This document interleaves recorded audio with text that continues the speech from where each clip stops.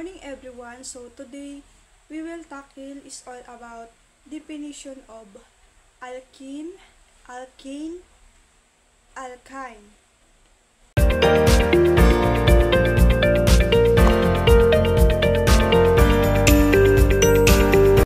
Proceed single bond. So single bond is alkane. So first example of alkanes is ethane. So ethane, we have a molecular formula C2H6.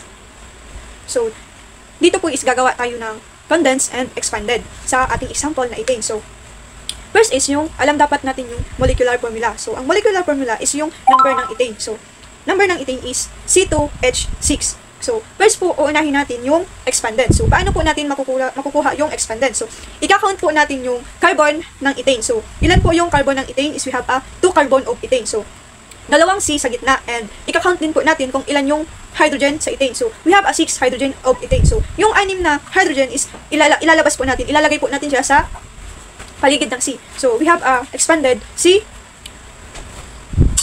carbon and C carbon. So, may dalawang carbon sa gitna and may 6 na hydrogen. So, paano naman po natin magagawa yung condense? Yung CH3. Yung sa condense po, ang paggawa ng condense is, di ba po kanina, yung expanded natin is merong isang carbon sa gitna and 3 hydrogen sa labas. Kaya po din sa condense, meron tayong CH3 kasi binilang po natin yung hydrogen sa labas ng carbon sa expanded. Kaya po siya naging CH3 sa expanded. So, next is CH3 ulit po. So, yung CH3 is galing din dito sa expanded. So, bilangin po ulit natin yung hydrogen sa labas ng carbon. Kaya po siya naging CH3 kasi binilang po natin yung hydrogen sa labas ng carbon. Kaya sa paggawa natin ng condense is naging CH3. So dito po sa single bond ha, palagi nyo pong tatandaan na isa lang dito yung guhit sa kadapi ng C kasi po nasa single bond pa lang po tayo. So next, so tapos na tayo sa single bond is proceed na po tayo sa double bond. So double bond is alkene. So dito po is mag-add na tayo sa pag-naming ng Ne.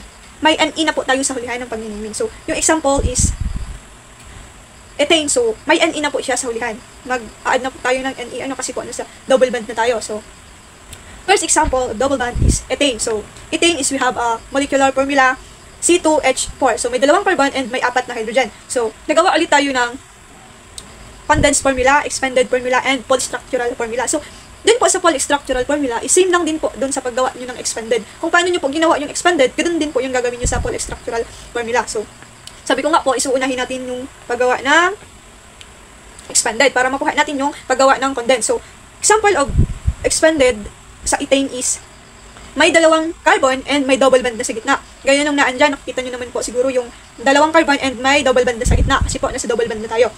And may 4 na hydrogen. So, saan natin yung nakuha ang 4 na hydrogen? So, nakuha natin yung 4 na hydrogen is dun sa H4, dun sa molecular formula ng ethane sa double bond. So, we have a C2 and H4. So, dalawang carbon and 4 na hydrogen. So, kaya tayo meron dyan ng 4 na hydrogen sa expanded and dalawang carbon and may double bond na sa gitna. So, paano natin gagawin yung condense dito sa double bond? So, ang paggawa ng condense dito sa double bond is we have same lang po yung paggawa natin ng condense kanina, pero pagkakaiba lang po dito is may double bond siya. Kung kanina po isa katabi ng C, kung pang ilang count yung nakuha yung example, for example, yung kanina is yung nasa single bond pa lang tayo is ethane, so wala pa din double bond sa katabi ng C. Ngayon po, meron na tayo magiging double bond na.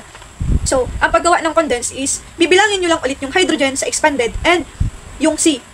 Kaya po, dito sa condense, sa ethane is meron tayo ng CH2. So, why is CH2 lang? Because, dalawa lang po yung hydrogen natin dito and may isang carbon. So, sabi nga po natin, kung ilang bilang yung, yung nakuha natin example is, yun dapat din po, kung nandun dapat yung lalagay yung double bond. So, ang ethane is pang 1, kaya po, yan, nasa gitna lang siya ng C. 1 lang po kasi yung ethane natin sa double bond. So, yun. And may 4 na hydrogen. So, kaya po, same lang po, condensed formula ng ethane is CH2. Kasi may dalawang hydrogen din po tayo and may isang carbon. So, proceed to the triple bond. So, kung kanina po is, dun sa pag-naming natin is Ne yung nasa hulihan palagi ng pag-name natin sa example is ngayon po is sa triple bond is babaguhin natin, dadagdagan natin ng Y yung Ne kanina. So, alkynes na po tayo is triple bond. Kaya meron na po siya ng Y and E. Pentane is we have 5 carbon and 8 hydrogen. So, ang pentane po is gagawa ulit tayo ng condensed and expanded. So, first na gagawin ulit natin is yung expanded. So, may 5 tayong carbon and may 8 na hydrogen. So, gagawa ulit tayo ng condensed. So, yung sa expanded is bibilangin natin kung ilan yung carbon and ilan din yung hydrogen. So, una, gagawa tayo ng condensed.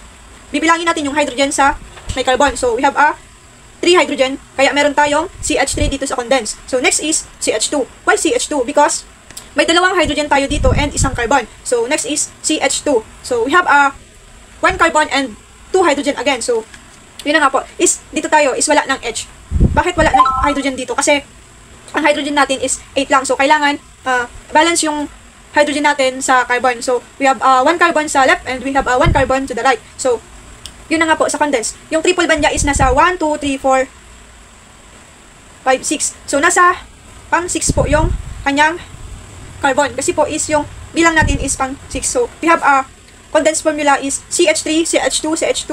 We have and C